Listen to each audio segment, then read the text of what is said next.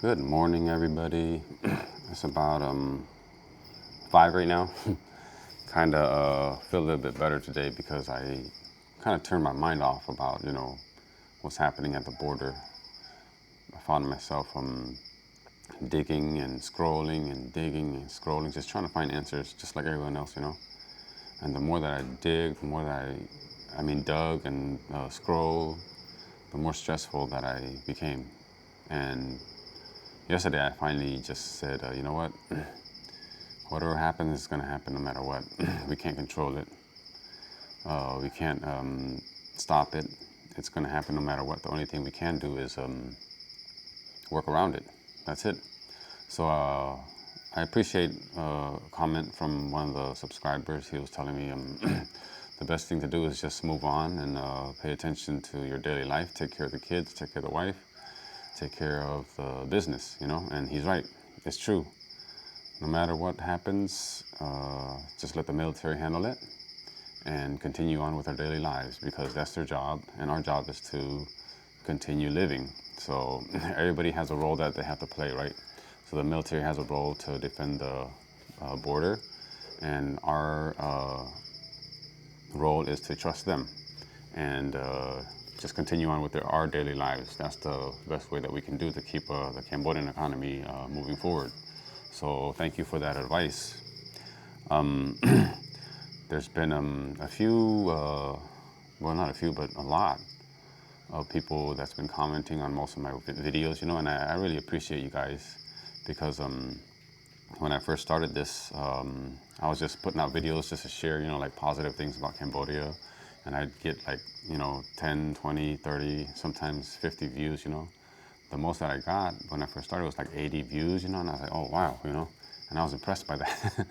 But I never really got any like comments, just seeing people watching my videos, I was really happy about it, But now it's a lot of comments that are coming in and questions, and I really appreciate all you guys. And the names that you guys use aren't really like your real names, so I don't know how to thank everybody.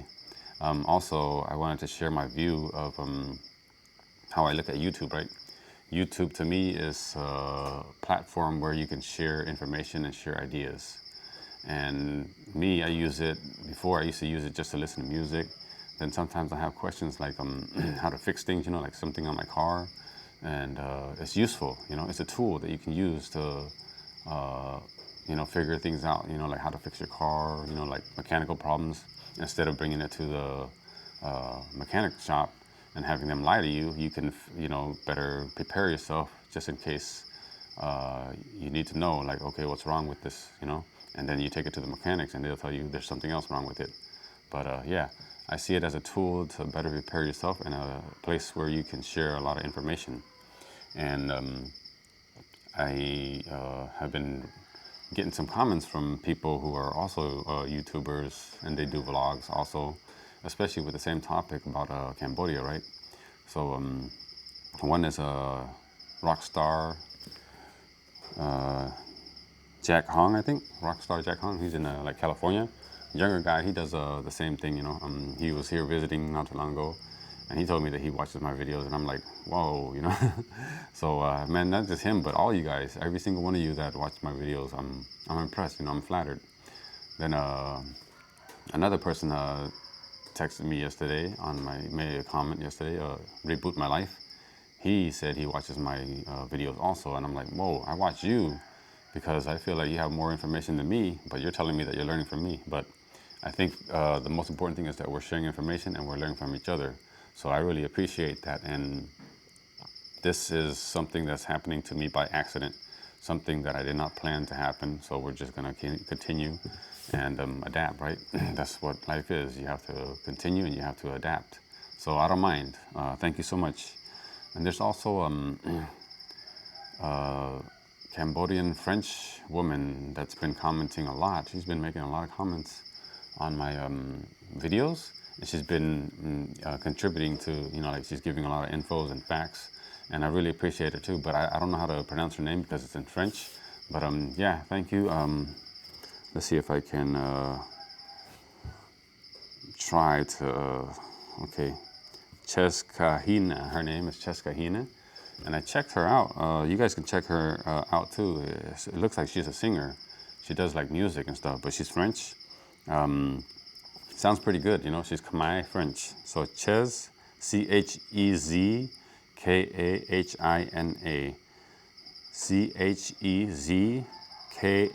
Chezkahina.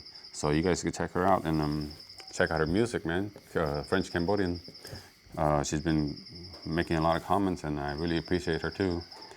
Okay, so topic for today is this is what I view, you know, Thai people as, because I've been doing a lot of research to see, you know, like I really want to understand them.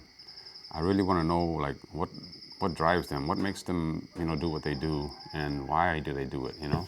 Like that's just the way I am. When there's a person that behaves differently from the rest of the group, you know, I want to know what's wrong with that person. Why is that person different from everybody else, you know? And this is my opinion. This is my analysis. So like I said before, I'm not an expert. I'm not a professional journalist, but this is my conclusion, and this is what I view them based on their behavior from the past, okay? So you guys can see from the title, right? I labeled them as parasites. Siams are parasites, okay? So parasites, they like to latch onto a host and they suck the blood out of that host so that they can exist, okay? So that's what I see them as. What they like to do is they like to latch onto other people and suck the blood out of them so that they can benefit somehow, so that they can exist, okay? So let's go back to their diplomatic policy, right? So I noticed that their diplomatic policy, based on scientific political science, it's called bamboo diplomacy, right? So bamboo diplomacy is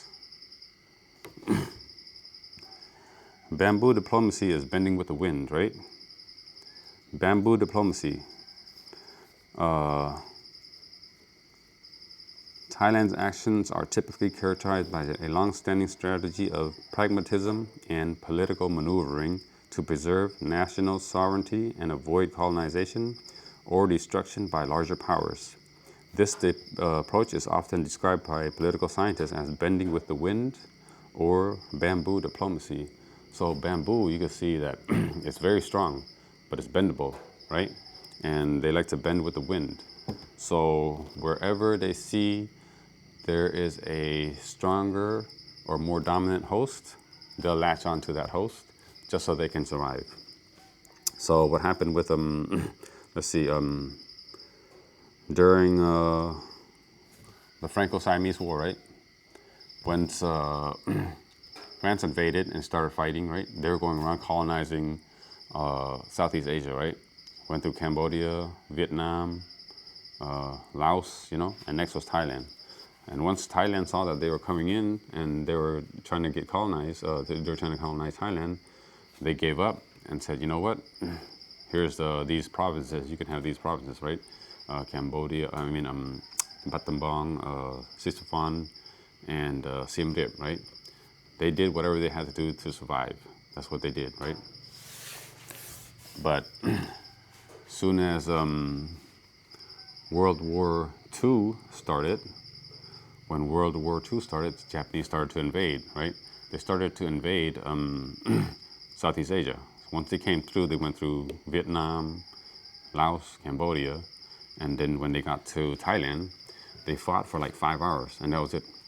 And once the Thai military noticed that they were losing, they called a ceasefire right away. And what did they do? They allied with the Japanese.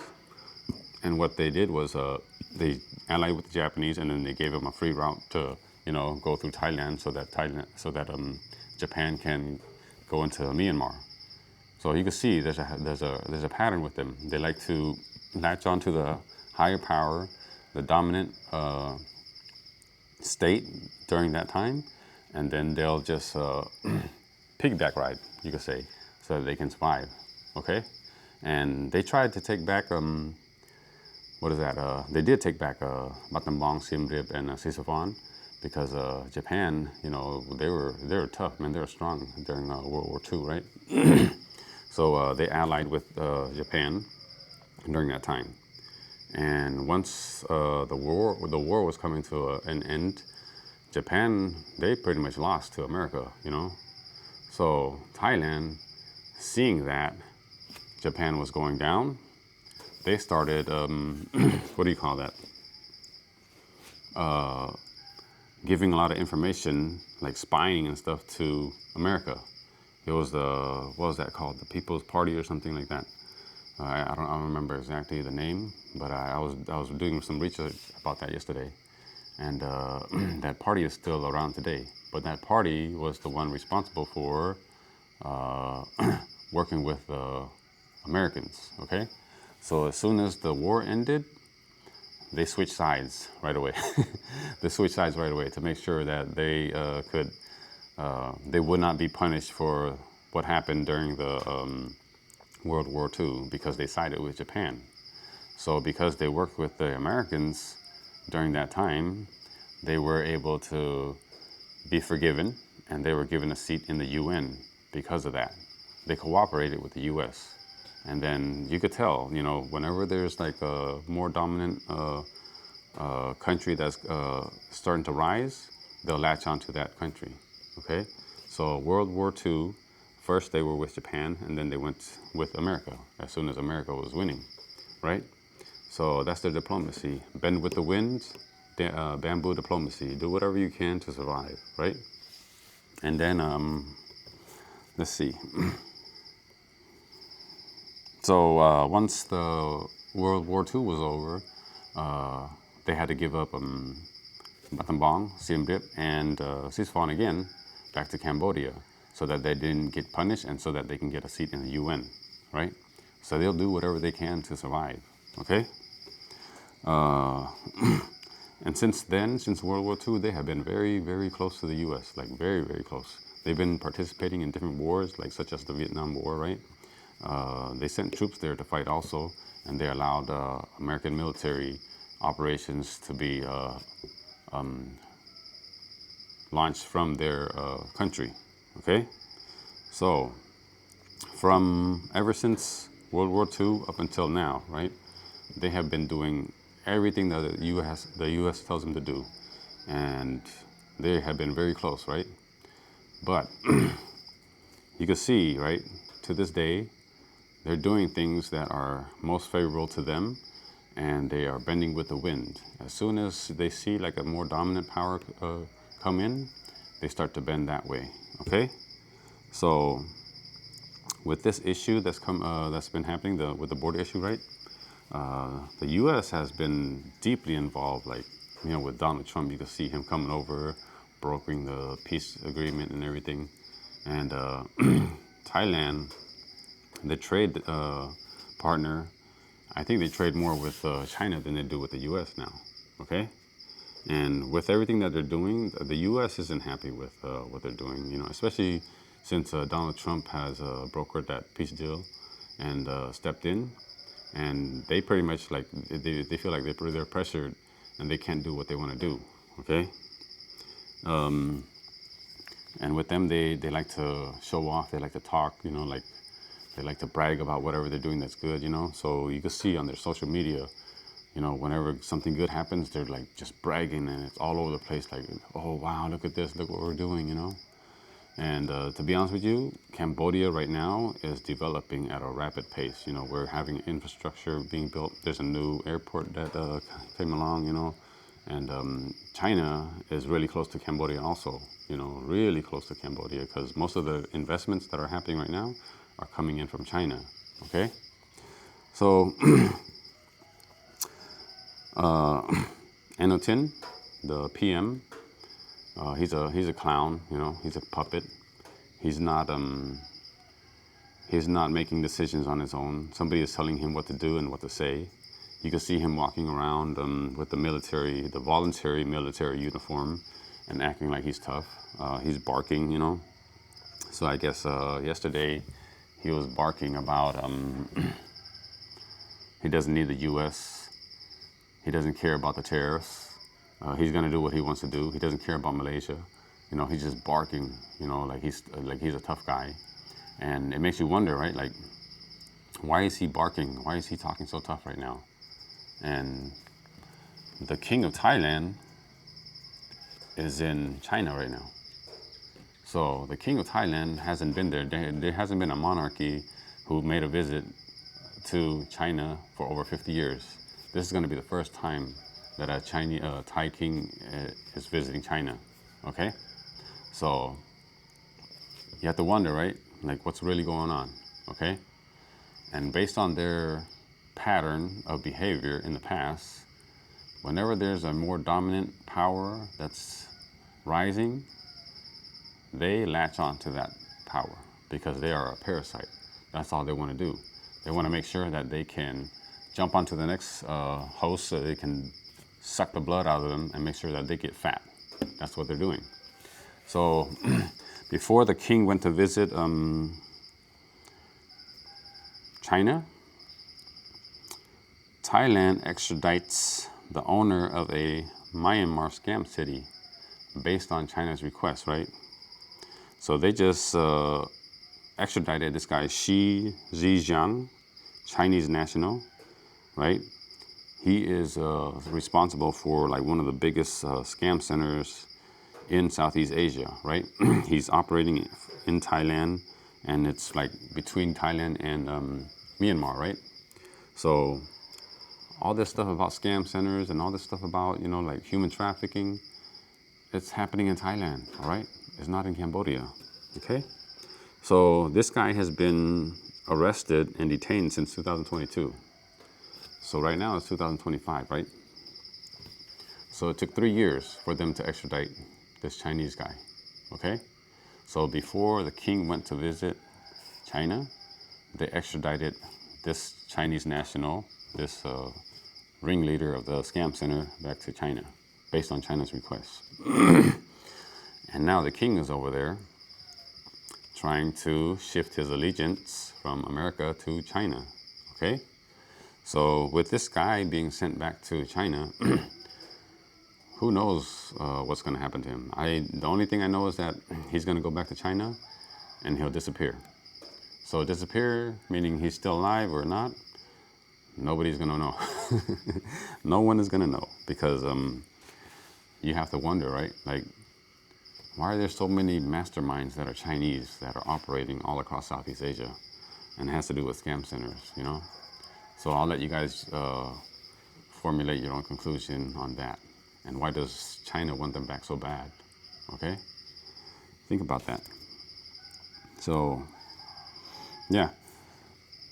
Anatin is walking around in his military uniform, his volunteer military uniform, even though he has no military experience. And he's doing a whole bunch of different, you know, like giving like a whole bunch of different statements that are offending people, you know. And there's people on the other side that are coming out to clean up his mess, you know, like, no, that's not what we meant. Because he's saying that he doesn't care about America, he doesn't care about Malaysia, we're going to do what we want to do.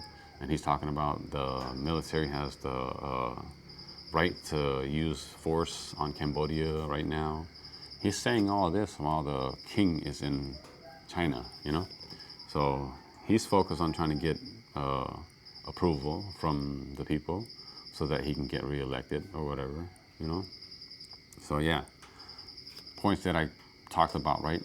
Ever since the Franco-Siamese War, Japan, America, and now the next host for this parasite country is China. So they will do whatever they want to do, or whatever they can to suck the blood out of whichever country is going to help them improve their position. That's what they are, parasites. All right, guys, thank you so much for listening. Thank you so much for watching. And I'll see you guys next time.